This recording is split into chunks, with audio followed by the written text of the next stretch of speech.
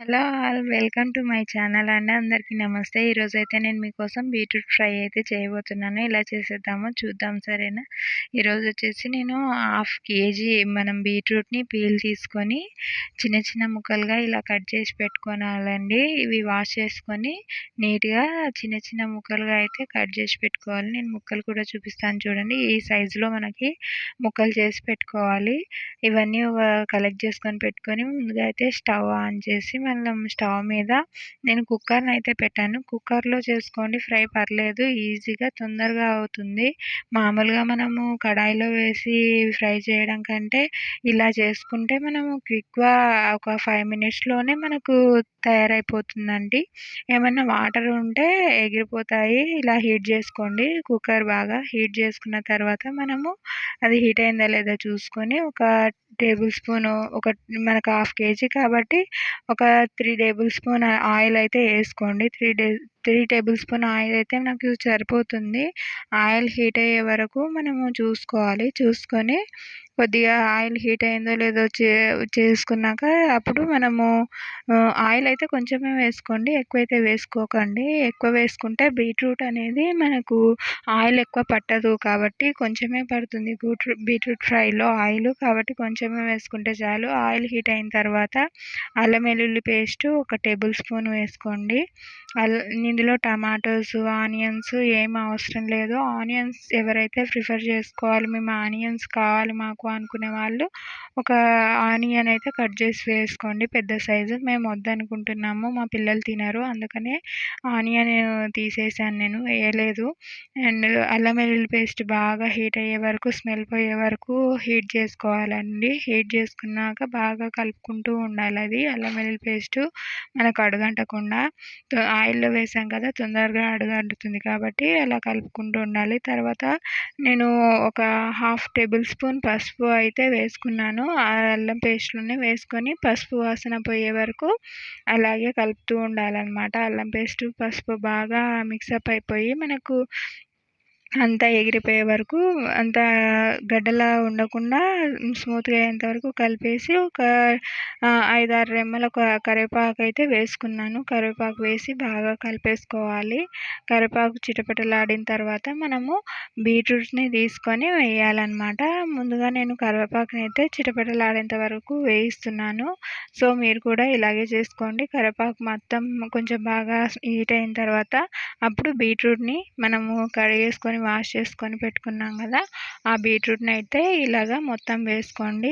వేసుకొని కింద అంతా మనకు బీట్రూట్కి ఆయిల్ అంతా స్ప్రెడ్ అయ్యే వరకు కలిపేయాలి. అల్లం వెల్లుల్లి పేస్ట్ అండ్ పసుపుది కలిసే వరకు కలుపుకోవాలి. బీట్రూట్ ఏమన్నా మిగిలి ఉంటే ఇలాగా తీసేసుకొని అందులో వేసేసుకోండి. వేసేసుకొని బాగా కలిపేసుకోవాలన్నమాట మొత్తము, ఇలా స్ప్రెడ్ అయ్యేంత వరకు. సో ఇలా స్ప్రెడ్ అయిన తర్వాత మనము బాగా కలిపేసి అందులో ఒక 5 మినిట్స్ మనము మగ్గియాలన్నమాట. మగ్గించిన తర్వాత దాన్ని ఇలా మెత్తగా అయ్యేంత వరకు, కొంచెం స్మూత్గా అయ్యేంత వరకు అయితే కలపాలి. నేనైతే ఇక్కడ లో ఇంగ్రీడియంట్స్తో మంచిగా మనకు టేస్టీగా ప్రిపేర్ అయ్యేటట్టు చూసుకుంటాను. లో ఇంగ్రీడియంట్స్ వేసి మంచిగా టేస్టీగా బీట్రూట్ ఫ్రైని అయితే ప్రిపేర్ చేస్తున్నాను. సో మీరు కూడా లో ఇంగ్రీడియంట్స్ అన్నీ అవి ఇవి వేసి నేను ఎక్కువ ఇది చేయను. లో ఇంగ్రీడియంట్స్తోనే మనకు మంచిగా టేస్టీగా చేసుకోవచ్చు. సో ఇలా ఉప్పు అయితే యాడ్ చేసుకోవాలి. మనము హాఫ్ కేజీ బీట్రూట్కి ఒకటి 1.5 స్పూను ఉప్పు అయితే సరిపోతుంది. ఉప్పు సరిపోకపోతే లాస్ట్కి అడ్జస్ట్ చేసుకోండి. నాకైతే సరిపోయింది. 1.5 స్పూన్ అయితే బాగా సరిపోతుంది. ఇది ఉప్పు వేసుకున్న తర్వాత బాగా కలిపేసుకోండి.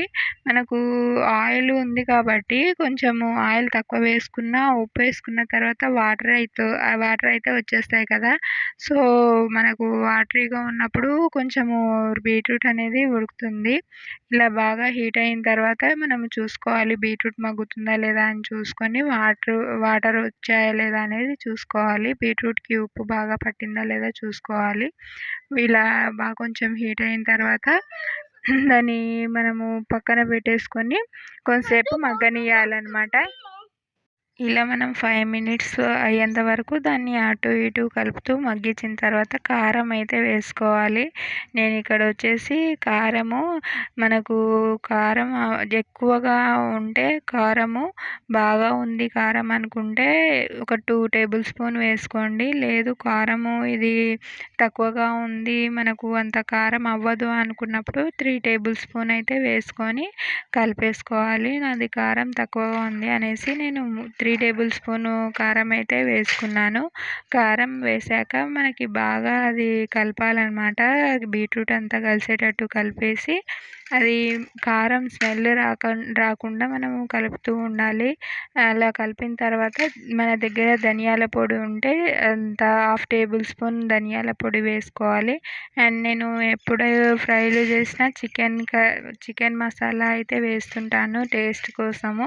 సో మీరు కూడా ఉంటే చికెన్ మసాలా వేసుకోవచ్చు నాలాగా టేస్ట్ స్మెల్ కానీ టేస్ట్ కానీ బాగుంటుందన్నమాట. సో ఇవి 2 ధనియాల పొడి చికెన్ మసాలా వేసుకొని కలిపేసుకోండి. అండ్ ఇప్పుడు వచ్చేసి నేను దీన్ని ఒక విజిల్ వరకు వచ్చే వరకు క్యాప్ పెట్టేస్తున్నా. ఒక విజిల్ వచ్చేంత వరకు క్యాప్ అయితే పెట్టేసుకుందాము. సో ఒక విజిల్ వచ్చిన తర్వాత నేను మళ్ళీ మీకు చూపిస్తాను అది కర్రీ ఎలా అవుతుందో అనేసి ఫ్రై ఎలా అవుతుందో అనేసి నేను మీకైతే చూపిస్తాను. నెక్స్ట్ ఒక 5 మినిట్స్ అయితే మనము దాన్ని వదిలేసేద్దాము విజిల్ వచ్చే వరకు. విజిల్ వచ్చిన తర్వాత మళ్ళీ నీకు ఓపెన్ చేసి చూపిస్తానన్నమాట. సో ఇప్పుడైతే విజిల్ వచ్చేసింది. నేను తీసేసాను విజిల్ని. సో ఇప్పుడు ఎలా అయిందో మీకు నేను ఓపెన్ చేసి చూపిస్తానన్నమాట. ఈవెన్ మనకు తక్కువ టైంలోనే తొందరగా అయిపోతుందన్నమాట ఇది ఫ్రై వచ్చేసి. మా పిల్లలకి బీట్రూట్ ఫ్రై అంటే చాలా ఇష్టము. సో ఎప్పుడు చేసినా అస్సలు వదలకుండా తింటారు. సో మీరు కూడా టేస్టీగా ఈ బీట్రూట్ ఫ్రై అయితే చేసుకోండి. చాలా చాలా చాలా బాగుంటుంది fry. Have a nice day. Thank you. Bye.